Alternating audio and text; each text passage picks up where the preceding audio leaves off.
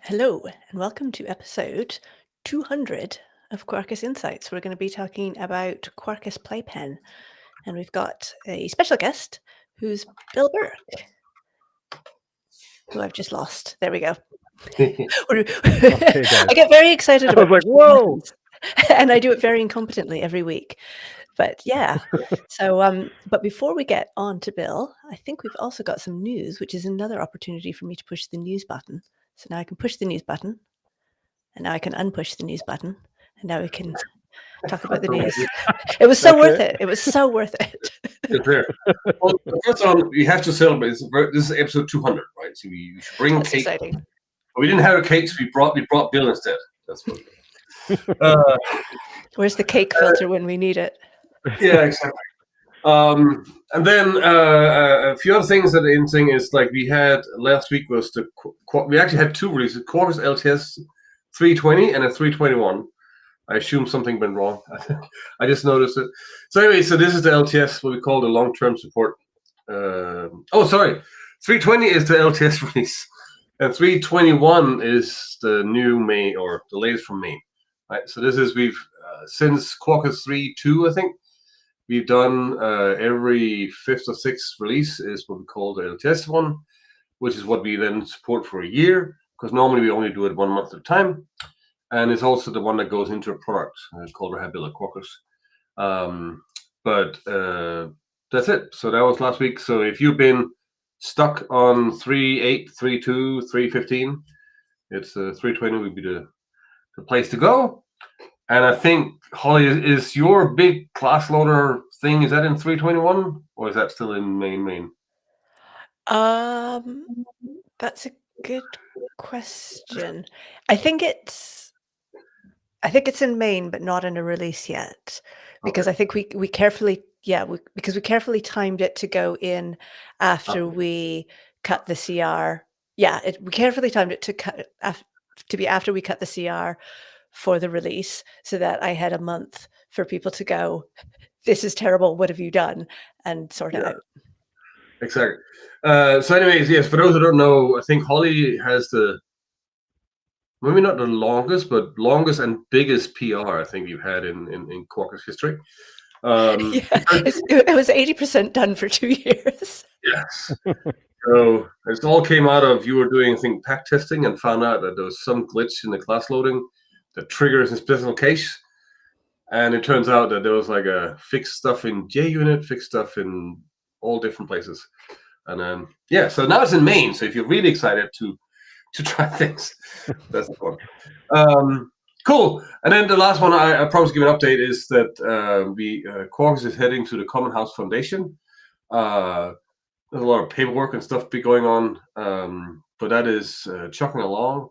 And right now it's just in kind of internal paperwork, but hopefully soon these will all be public and we can move things over. But so if you start seeing things popping up around code of conduct and readmes getting updated, that's just me and others preparing for the Common House entry.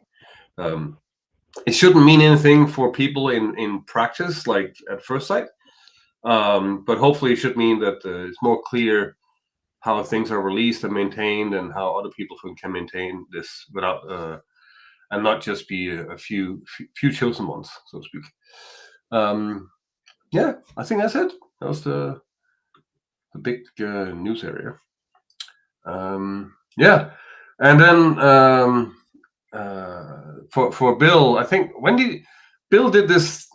He's also been working on this for a long time, on and off. Like off and on. Yeah, on and off. We got Sanet from he's in Singapore. So hi, Oh wow.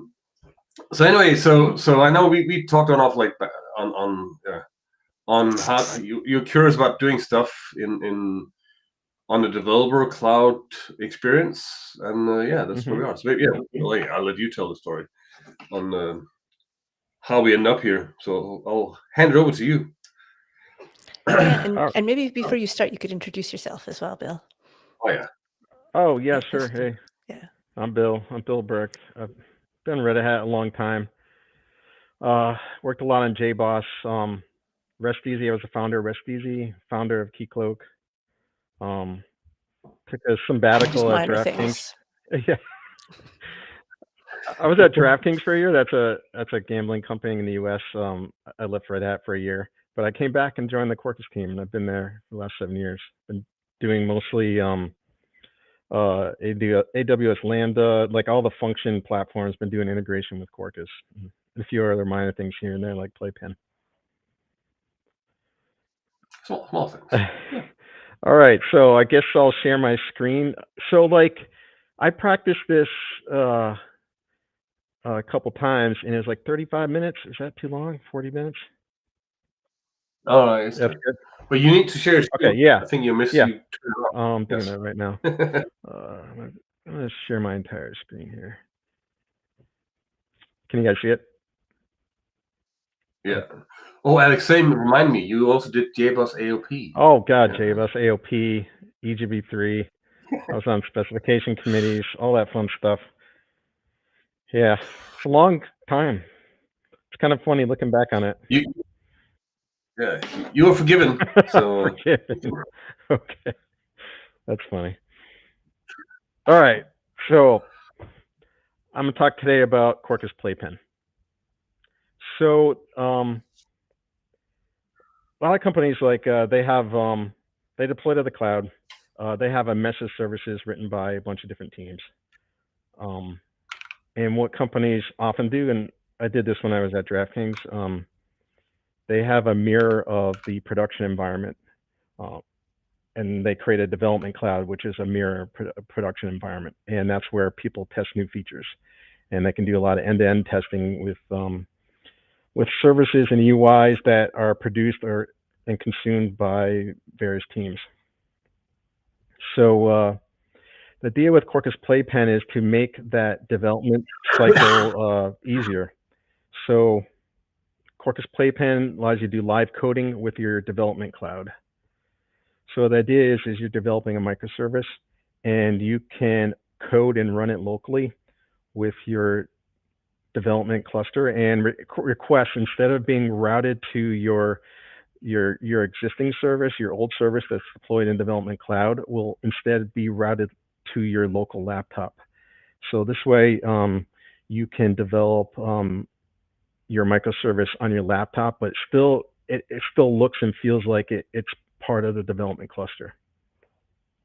So not only can it route requests, your local process can connect to remote resources as if you're deployed in the cloud. So let's say you have an internal database you need to connect to. You can Playpen will automatically set up a port for it so that you can your local process can connect to it. So as a Quarkus developer, think Quarkus dev mode, but you look and feel like you're deployed within the development cluster.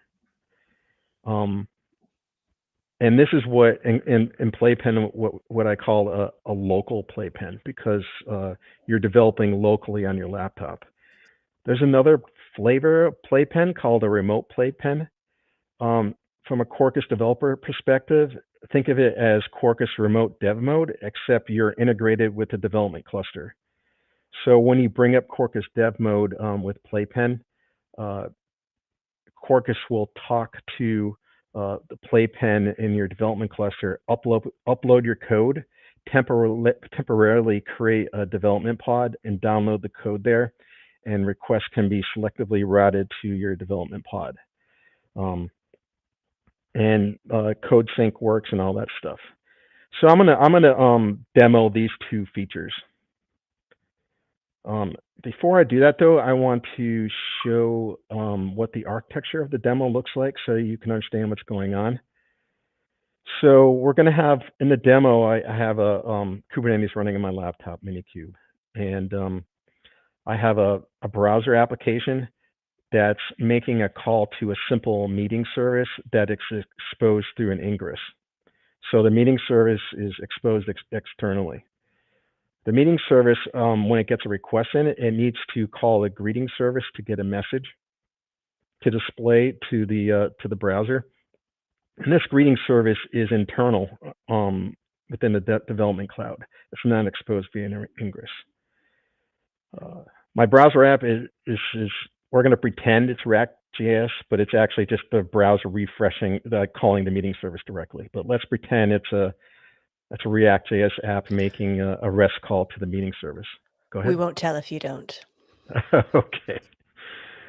All right, so let's go to my VM here. All right, so I just search my services in my development cluster, and you see here I got my greeting service and meeting service within my development cluster. Now, before you can use Playpen, the admin, or if your developers have admin privileges, they have to do two things. One, they have to install an operator. So in my development cluster, I have a Playpen operator. And what these Playpen operators look for is when you create and delete a Playpen CRD, which is a Playpen record. So when you want to use Playpen with a specific service, you have to create a Playpen CRD. And it's really, really simple. It's just the kind is Playpen and the name is whatever an existing service is. It has to be an existing service and the service you want to develop with. You create this CRD. We're going to create one for the meeting service and the greeting service. And when I do that, the operator will see that creation and it will install a Playpen for those specific services. So I'm going to apply that.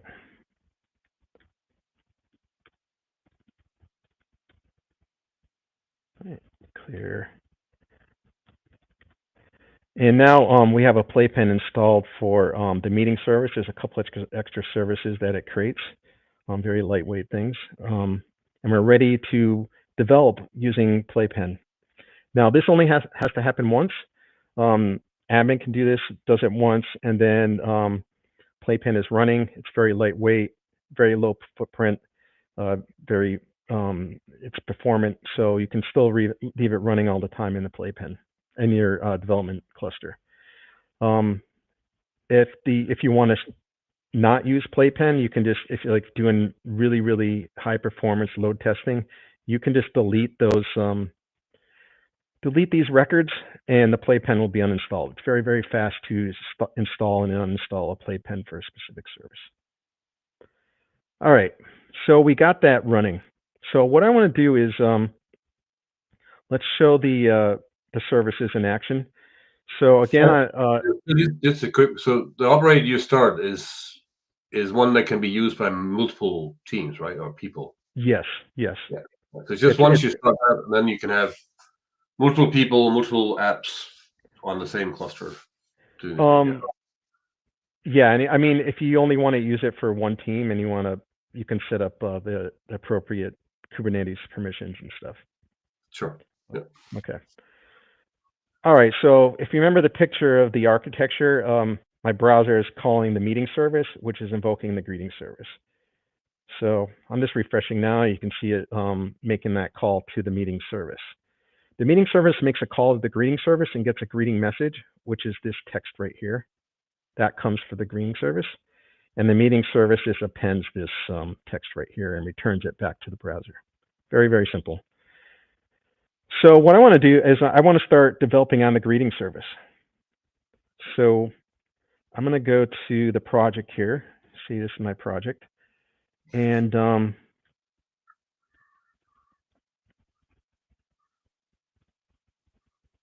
going to bring up Quarkus in dev mode. So bring up Quarkus in dev mode. So to use Playpen with Quarkus, you just need to specify the Quarkus Playpen dependency in your POM. That's it. That's all you got to do. On the command line, you got to specify, when you're running in Quarkus dev mode, you specify this system property, playpen.local.connect. And we need to specify what the connection looks like. We want to connect to the greeting service. And -hijack means I'm going to hijack every single request that's going to the greeting service in the development cloud, and I want to send it back down to my laptop to this connection here. So every single request will go down to my laptop. So I'll bring up Quarkus in dev mode. This takes a second just to bring up dev mode. And this is my greeting service. It's very, very simple. It takes a query parameter of user and says, hello, user. You already saw that. So I'm going to change the code here. We'll say it's morning where I am right now. So we'll say good morning from my local laptop. And we'll refresh the screen here. And you see I'm invoking on the meeting service. Meeting service is talking to the greeting service, and that request gets hijacked by my local laptop, and the request gets processed by my greeting service on my laptop, and the request is sent back up the chain. So this and just remind me. So yeah, you have the what was that? The meeting service is the one you hit that talks to greeting. Yeah, I don't know if you can see this text, but you can see I'm calling meet right here. Yeah, and what you actually done is what actually happens? Do you stop the greeting that's running on this cluster, or do you just tell it to rewire around itself, or what's actually mechanically going on? So what mechanically is going on is when you install a Playpen for a specific microservice, it starts a deployment, which is a Playpen proxy. Okay. And that proxy, and we also change the original Kubernetes service to point to the proxy. And we point the proxy to a new service, which is pointing to the old microservice. Does that make sense? Yeah. I can show. Should I show a picture? Yeah, if you have one, that'd be great. Yeah. Hold on. Because I think what people are unappreciating of the I'm not saying they're unappreciating, but some people think, oh, this is like super easy to do. Why? But the thing is, there aren't many out there who actually does this, and if they do, it requires like a ton of setup. Yeah, I'll talk a little bit after the demo. So basically, like there's a pod, a Playpen proxy, and the existing service is still there, the old one, and your laptop pulls the proxy to get the request. It's kind of like the way AWS Lambda works. So the request so on your laptop, Quarkus dev extension is polling for requests. Requests go through to your local process, and it pushes it back up. And the old service is still there, and we'll see why that's important in a second, because there's another feature I want to talk about. All right. Okay, so the bad thing about this setup right here is that I'm developing locally, and I'm hijacking every single request. So if there's another developer working on the greeting service, or another team consuming the greeting service, they're going to see my live changes. So for instance, if I do curl here and I invoke the meeting service, let's say this curl session is another developer on another team that's interacting with the greeting service. They're going to see my changes right away. Well, that kind of sucks, because what if I'm introducing instability? I'm going to screw up everybody that's using the greeting service.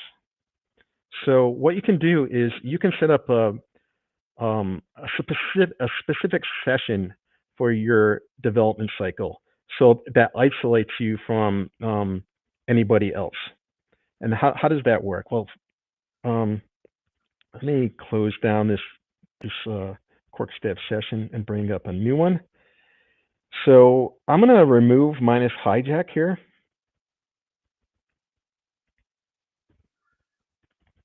Oops. And when I do that, by default, oh wait, actually, let me close that. First, I want to say, I'm going to do a Unix command, who am I? My username is Bill Burke. Why is that important? Okay. Now when I just bring it up, our Quarkus dev session with taking out the hijack command, it's not going to hijack every request now. So now when a request comes in for the greeting service, it's going to go directly to the old service. Now but if the HTTP request has a a Playpen session header or a Playpen cookie that equals Bill Burke, it'll route that request to my laptop. If that session header doesn't have Bill Burke, or a cookie header or a cookie value doesn't have Bill Burke, it'll route the request to the old service. So if I go to my browser now, you'll see that it's talking to the old service, even though I have a Playpen connection set up on my laptop. So how can I create that session there? When you install Playpen for a service, it has a public API, and the meeting service has, we can access that to the meeting service. And what we're going to do is, I'm going to tell Playpen to set a session cookie for me. And I call this API here, _Playpen API cookie set, and the session name is going to be Bill Burke. This sets a session cookie with the value Bill Burke. And now, because that session cookie is set up, when I invoke on things here, it'll be routed to my local laptop. One thing to specify here is the meeting service actually has to propagate the header. And it's if you're using Quarkus REST client, it's very simple. You just got to add a simple client request filter. See here, we're getting the current Playpen session ID from the incoming request, and we're just putting a header, a session header, onto the call to the greeting service. Hopefully that makes sense. All right, let's close down that. We're going to do something different. So, actually, let's bring it back up again.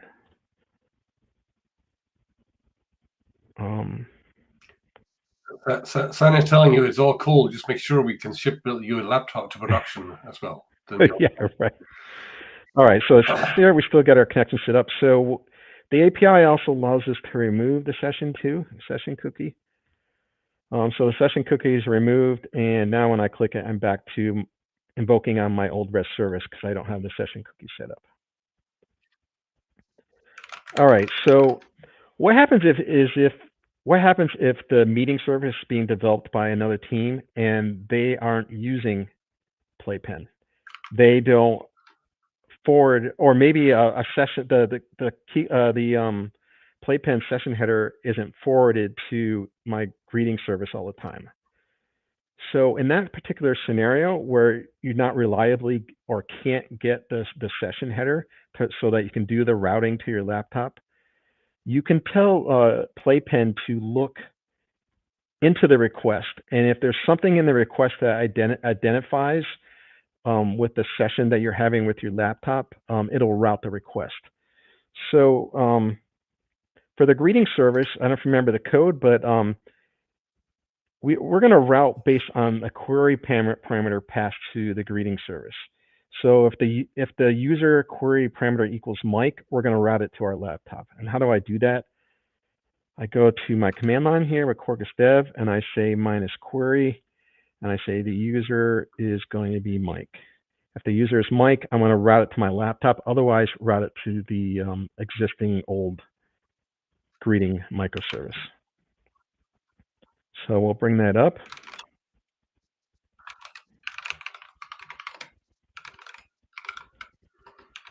See here, I got user Mike, and now when I refresh, it goes to my laptop now. And let's say if I change the user to John, it goes to the old microservice. So basically, again, we're telling the greeting Playpen proxy if something in the request matches what our parameters are that we're passing on the command line. For this case, we're using a query parameter. We're going to route the request to our laptop. Otherwise, we're going to route it to the existing old service. There's other modes you can do. You can say, I want to route based on client IP address. So this is great if you're doing end-to-end testing with a mobile client. You can find out the client address of the mobile client, and so if you're sending a request to your mobile client, it'll route via the client IP address and only route to your local laptop based on the request sent by your mobile device. We can do another header value, like maybe there's a trace ID that you're using in your system already. Maybe there is an identity header that you can route based on.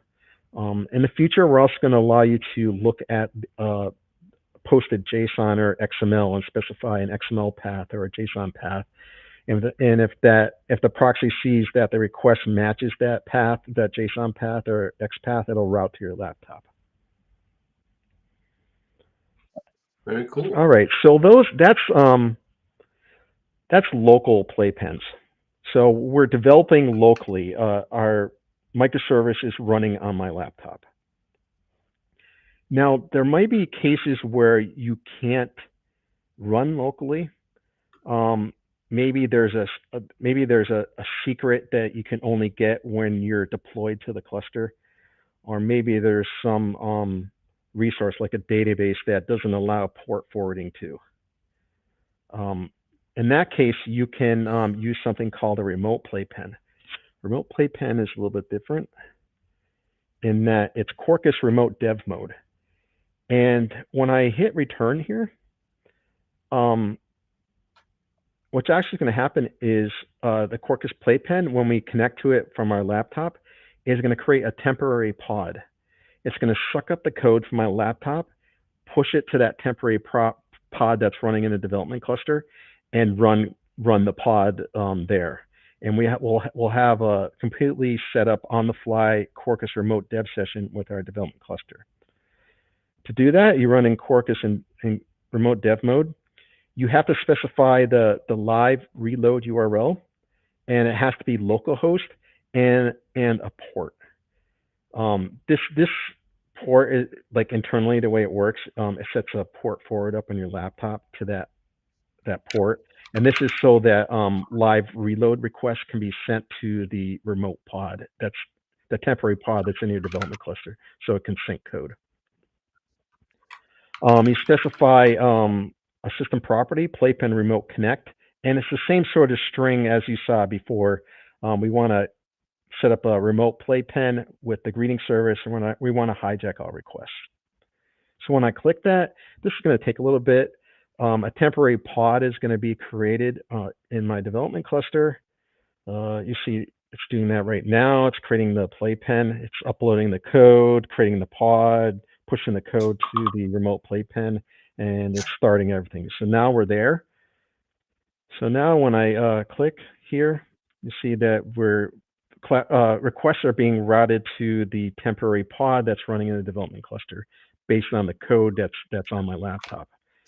And this is full Quarkus remote dev mode. So if I make a change here, if I change the message from good morning from my local laptop to what's up, we have a code sync going on. And a code sync happens, gets recompiled on the remote temporary pod, and we see the change. So that's basically Playpen. Those two modes. We have a local mode where you can run locally on your laptop, or if you have to, for various reasons, you can have a temporary pod be created. Oh, I forgot to mention that when you cancel your remote dev session, it'll clean up after you. It will delete the temporary pod, unregister everything, and all that fun stuff. Takes a little bit, but it does that. Nice. Very cool. So we have got a question from Handy Crash Man, and yes, we do want questions here. So he's saying, so you've shown like basically single services. You know, you suck it down to your machine locally, or you push it up remotely and do the wiring that way. It's cool on his own. Well, he of course goes like he can't have enough. He wanted for multiple modules. So is there a way to do that? I feel like that could be very complicated, but yeah, he's basically asking like, I have multiple services running. Oh, sorry, I have multiple modules projects. Is there a way to wire and run them? Yeah, I mean, each one of those you're going to run separately, correct? And You just do the same exact thing. Yeah, I So, guess so. I mean, you yourself are going to have to worry about port conflicts on your laptop. You're going to have to, Yeah. run your microservice under different ports. But that will all work. Yeah. It's no. Yeah. I mean, I could have 2 different sessions for meeting and greeting on my laptop if I wanted to develop both at the same time. Yeah. There's no problem doing that. I think the answer is like a single command is going to be hard because you will want those 3, let's say it's 3 services, you'll want them to be running in 3 different terminals or 3 different setups. Yeah, I mean, so it's all doable. let's go back. Yeah, so like if you're developing both the meeting and greeting service, the request is going to look like this. It's going to go bang to here, to your laptop, up to here, back down to your laptop. So that's what the request chain is going to look like. It's actually going to go through the cloud and back to your laptop a few times if you're developing both at the same time. Yeah. And I guess maybe the question is if you don't want to have 3 terminals, if you really do just want to, at the top level of your Maven project, go, please replace everything in the cloud with what's on my laptop. No, can't do that. You have to do it individually right now. Yeah, because you have to run them 3 in parallel. So the thing is, Okay, I mean, we can put that on the roadmap if can't do it. People are really interested in that. There's no reason we can't do it. So it'll probably more be like a script. You want to have like something running outside Maven in that case. Yeah. But, yeah. So you showed all OpenShift here. No, there's no. Yeah, no. But sorry, it's Kubernetes based, Mm-hmm. right? But is it tied to Kubernetes, or could you do this other places too, or is that? I think you mentioned it at some point. But I can't remember. I guess the operator. It works for OpenShift too. The core of it, like the proxy, is nothing specific to Kubernetes. Really, the stuff that's specific to Kubernetes is wiring all the services together. So there's no reason why we couldn't write something for AWS or Azure if there's interest. But the focus was on Kubernetes and OpenShift at first. Yep. Cool. It does work with other languages as well, not and with Spring Boot. But with Spring Boot and other languages, we have a Playpen CLI that you have to run. It's not tightly integrated with each one of those things. That's another thing we might do. Like you were talking about, you integrated JBang with Node. I might do something similar with Playpen. Yeah. All right, I got a couple more slides I want to talk about. Yeah. Oh, before you go to them, Bill, we've got lots of questions. Okay, let me. Can I see them? Oh wait, yeah. Let me stop sharing for a bit so I can look at the. Okay, yeah, go ahead. Yeah. So there's a question about whether the Playpen operator is needed for remote dev mode. To which the answer is, if you're doing, well, I think it depends. I'm not sure if they mean just normal remote dev. So if you want to do Quarkus remote dev, you can do that without Playpen. You just don't get all the nifty request routing and rewiring and proxying. If you're using remote dev with Playpen, then you're going to need the Playpen operator. Yeah. I mean, all the operator does is managing, bringing up the Playpen proxy and rewiring the services. It doesn't really do that much. And once the Playpen's set up, it's not involved at all. The operator isn't involved at all. And we've got a confirmation from Handy Craftsman as well about the multi-module and whether you do it in a single window. And so he says that can be probably solved with something like PM2. So no worries regarding the single command. And compliment, still great to see Playpen. Okay. Anything else? All right, I got a couple more slides and then I'll stop. Let me share again. Sorry. Entire screen. You guys can see it now. You see my slides? Yeah. Okay. So I just want to go over like what is development like without Playpen, and I lived in this sort of environment. So without Playpen, you can't do end-to-end tests locally. You have to do your changes, deploy to the cloud, which requires a CI build, and your dev cycle becomes very slow if you want to do end-to-end testing with your development cluster. You may deploy something unstable to the cloud, which creates inter-team dependency conflicts and that sort of stuff. And another problem is that you can't do end-to-end testing until after a CI build, because end-to-end testing with a development cluster would only be able to happen at post-deployment. So depending on what you're testing, like some applications require end-to-end testing before they're released. CI builds kind of become inadequate in that scenario because they can't do real end-to-end testing. But with Playpen, you can do end-to-end testing on in local development with your laptop. You do not have to deploy to the cloud. You don't have to go through a CI build. Dev cycle is really, really fast. You can avoid inter-team conflicts when there's concurrent development.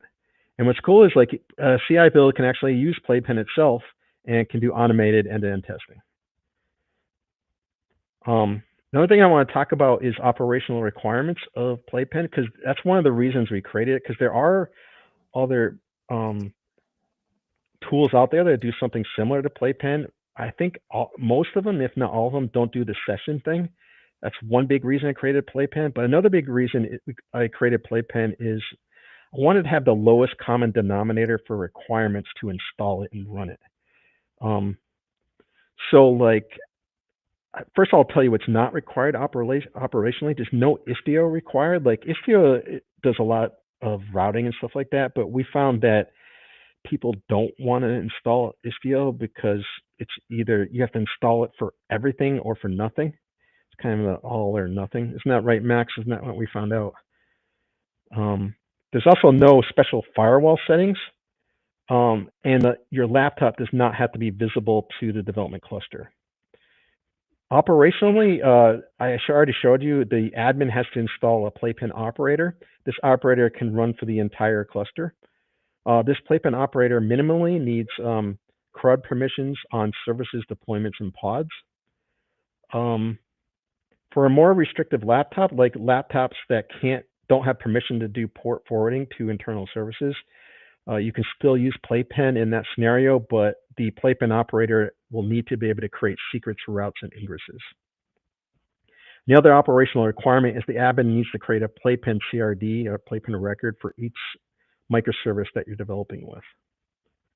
On the laptop, the requirements are pretty simple. If you're developing using Quarkus, all you have to do is put the Quarkus Playpen extension into your Palm. For all other languages and for non-Quarkus Java applications, you need to use the Playpen CLI. And we distribute it for various platforms. Playpens work best if the developer has permissions to view services and pods from their control connection. It also works really, really well. It's very, very simple if the developer has permission to do Kubernetes port forwarding. And if they have kube control already set up on their laptop. So the reason for that is when you already have a kube control set up on the command line, you already have a token set up. So you don't, otherwise you're going to have to configure, you have to add some configuration of Playpen for the access token to the Kubernetes cluster and stuff. All right, that's it. Excellent, thank you. Yeah, I think that list at the end is really useful, because I remember when you first were sharing this, it hadn't been that long before that Lyft Engineering had put up sort of a blog post about how they did sort of a similar thing, and with the proxies and the services, and so then we had a discussion about, well, what's the difference, and you had, yeah, maybe you can talk a bit more about that. I think you covered a lot of it in terms of the sort of some problems that yours solves that the Lyft approach didn't, and some differentiators. Yeah, it's basically the biggest one is the session approach. Like you want to isolate your development so that you want to feel and look like you're in you're deployed to the development cluster, but you want to develop locally. But you want to isolate it so that nobody else sees your changes. So the session feature of Playpen, I think, is one of the biggest distinguishing factor compared to other things. Yeah, no, yeah. Sorry, I had to step out for 2 seconds, but yeah, the whole this whole domain of finding a way to develop it in the cloud is just something you realize is there's no like one solution fits all. Like sometimes you want to do it like the Quarkus remote dev where we just replace directly, or there's like dev spaces and stuff where you have a whole running in the cloud development environment. And what Bill is have, I don't want to call it poor, but it's like a simple way to get just enough. Well, not simple, it's a smart way of getting ability to actually develop on services, even though that the rest of the system is just too complex to run locally. Yeah, like I don't know. And I think most organizations are too big to run locally. yeah, Yeah. but it depends on like, but it 100%. But for example, there are the people who are like they do all test run. Everything is certified with TCK and Yeah. Playpen test. Pack test and whatever, and they can just run all in isolation and don't care. Or there's others who have 10 services and they are small and tiny. It's fine. But then, yeah, you also, which is probably more than we want to admit, is a bunch of deployments that are just there's not a single person who understands it nor can run it locally. That's where Playpen becomes like, hey, I have no idea what all the 200 people are doing or 50 servers are running. I'll just go and swap myself out in the even in production. Not that I'm recommending it, but or in a integration test scenario. Yeah, like or pre. when I was You can just go in. when I was at DraftKings, like I mean it was pure AWS, it wasn't Kubernetes. But they had something in the beginning that would clone the development cluster so that you could have your own copy of it. But the problem is nobody kept the install scripts up to date or anything because it wasn't their priority. They were just worried about developing the next feature and getting to market. So you went to go use that the development environment clone and it was broken. So like we really wanted something like this. So that's why I eventually implemented it at Quarkus. Yeah. No, and this is like it's there's a little bit of setup like the operator, but again, it's tiny compared to the value you get, and your expert DevOps person can basically mess around with everything, and your stuff will still work, or your IT will roll out and do something as long as it's just using normal Kubernetes, you're fine, right? So yeah, it's a very resilient. Is that the right word? Yeah, I guess resilient way of doing remote dev. So yeah. I see that Handicraft Man again says he wants a feature. He wants he's got a request on GitHub. He wants a Helm chart so you can configure it automatically. I guess that makes sense. Yeah, I mean that can work. So yeah. And then yeah, he loves the tool. So yeah, you at least have one happy listener. So and of course, going back to the sort of the differences as well. This is definitely the only remote development tool that has that sort of built-in first-class support for Quarkus, which obviously makes it the best. Yeah, for sure. Cool. I know you said like that the other frameworks can do it. Is that actually on the doc? I know you've talked about it before. Is that actually documented how they will do that? I don't know. I guess The ones I know of are telepresence and MirrorD. MIRRORD. There's probably others too, because like everybody runs into this problem. Like yeah, exactly. Yeah. What was it that we were doing a service at Red Hat? What was it called? The development one. Those guys had the same exact problem, and so they developed something similar based on Istio, and because they needed it, it was too much to do in development to have to do the whole CI build to actually deploy to the development cloud. So yeah, so a lot of people have this problem. Right. Yeah, for sure. So, but I know for example, telepresence they even go further and like have like local like I think like file access being mimicked. Like they go really deep. Yeah, I mean, I'm worried about that. I mean, one, they're commercial too. That's another problem with them. Yeah. And I worry about having the permissions to modify settings on a developer laptop. That's another reason why I developed Yes. Playpen the way it was, because I was really worried about highly restrictive development environments where the developer has zero control over anything. So I wanted to like minimize that to almost nothing. So same thing Yeah. in the development cluster. Like I just wanted to work with basic Kubernetes components because I was really worried about like, oh, we can't use this because we have to install Istio. I was worried about that sort of problem. But everybody can Yeah. deploy Yeah. services in pods and deployments. So Yeah, I think Yeah. it's such a strength how little setup there is. yeah. Yeah. No, and that's the thing. This is what I need to find a better word than poor man. It's just like it's for people with less permissions. That is good. But it's also like if you look at Telepress and others, there were more commercial ones. Because they're trying to basically like do it for everything, and I think for a lot of use cases, what Playpen does is more than enough. Because what is not HTTP today, right? And actually, I'm gonna expose what's called take out my inner Clement here. Well, how about Kafka and other protocols than HTTP? Does that work too? Or? It'll work as long as like we can proxy the request and look at it. I don't have support for those yet because they're different protocols, obviously. Sure. I think gRPC might work because I think don't they go over HTTP? Don't they tunnel over HTTP? I believe Yeah, so, I think gRPC might work at least for hijacking requests. But I want to be able to actually look in the request so we can do like smart routing. Otherwise, it's not as useful in my opinion. For sure. But if there's interest, implement it. People ask for it, I'll do it. Yeah, and I was wondering the whole thing about the passing the header around. You showed some code. Is that is that needed or just in some? That's only if you're doing nested calls. It's only if you're doing nested calls.